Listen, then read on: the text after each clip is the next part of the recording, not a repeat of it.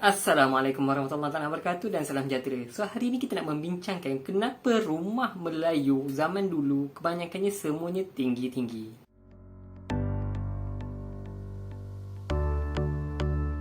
Okay, well to be exact, bukanlah bangsa Melayu sahaja sebenarnya yang bina rumah ni tinggi-tinggi. Rumah tinggi ni actually adalah satu common properties ataupun ciri-ciri yang sama bagi kesemua bangsa-bangsa Australasia.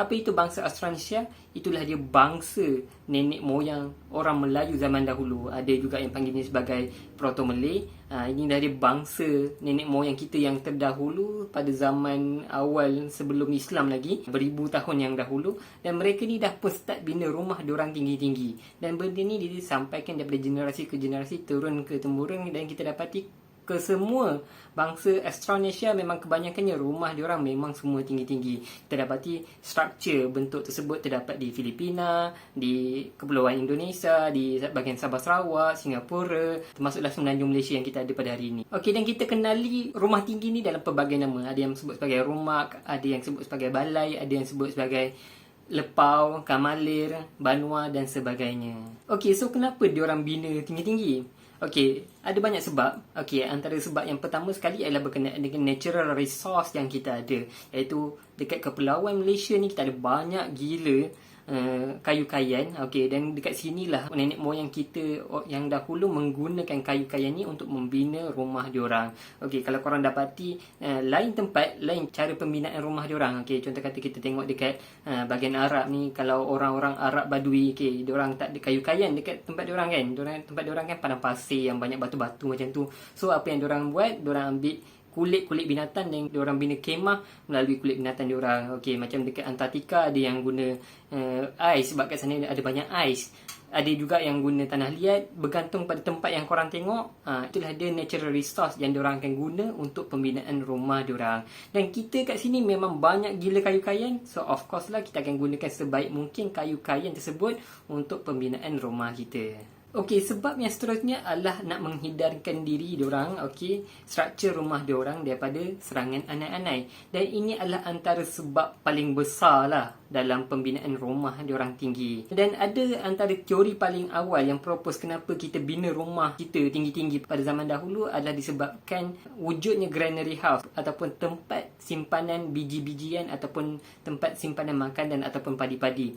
Sebab bangsa Australasia, okey, nenek moyang kita yang dahulu, yang lama-lama dulu, diorang dah pun start penanaman padi, dan apabila padi masuk, diorang nak simpan diorang punya makanan tu, diorang akan letak dekat tempat tinggi. So macam mana diorang letak dekat tempat tinggi, diorang dapati lagi susah nak kena serangan anai-anai, nak kena serangan serangga perosak, tikus dan sebagainya. Dan diorang apply pula idea tersebut dengan pembinaan rumah diorang, dan akhirnya kita dapati hampir ke semua rumah-rumah Australasia ni semuanya tinggi-tinggi. Okey, so dan rumah diorang ni, kalau diorang bina lantai diorang terlalu dekat dengan tanah, mencecah tanah, menyebabkan kayu tersebut terkena lembapan daripada tanah. Dan apabila terkena lembapan daripada tanah, sekaligus ini akan menjemput anai-anai untuk datang berpesta dan makan habis kayu-kayan tersebut. So ini menyebabkan diorang terpaksa bina rumah diorang lebih tinggi sikit daripada tanah. Okey, selain daripada tu juga diorang nak elak rumah diorang daripada terkena banjir. Sebab yalah, zaman dulu diorang tak ada sumber air macam air paip yang kita ada pada hari ni. So diorang akan bina rumah diorang berdekatan dengan sungai, sebab itulah dia sumber air yang paling baik. Dan kalau berlakunya musim tengkujuh, memang logically akan berlakulah banjir, sama ada kecil ataupun besar. Dan dekat sinilah diorang boleh menyelamatkan diri diorang daripada terkena air banjir tersebut. Bahkan aku sendiri pernah nampak memang ada rumah kayu yang zaman dulu kat bawah diorang letak perahu. Sebab apa, sekiranya berlaku banjir besar, diorang boleh gunakan perahu tersebut untuk menyelamatkan diri diorang daripada bahaya banjir. Dan ada juga kawan aku dulu cerita, waktu kecil-kecil dulu diorang sampai boleh pancing ikan daripada rumah diorang sendiri je. Diorang tak payah lari pun, selagi mana air tu tak naik mencecah ke paras lantai, selagi itulah diorang boleh stay je kat situ. Kadang-kadang diorang boleh duduk dekat balkoni ataupun tingkap tu untuk pancing je ikan daripada situ. Okey, dan seterusnya sebab yang keempat adalah berkenaan dengan pengudaraan. Okey, dekat sinilah kita nampak betapa cantiknya pembinaan rumah Melayu zaman dahulu, di mana kita waktu dulu tak ada aircon, tak ada kipas yang selesa macam kita ada pada hari ini. So diorang menggunakan pengudaraan semula jadi. So pengudaraan tu berlaku kiri, kanan, depan, belakang, atas dan bawah. Dan biasalah kalau korang pernah masuk rumah kayu, kadang-kadang korang perasan yang ianya lebih sejuk berbanding daripada rumah batu walaupun tak ada aircon dan sebagainya. Dan ustaz aku sendiri pernah cerita pengalaman dia waktu dia belajar dekat pondok dulu. Okey, dia orang duduk menumpang dekat rumah kayu.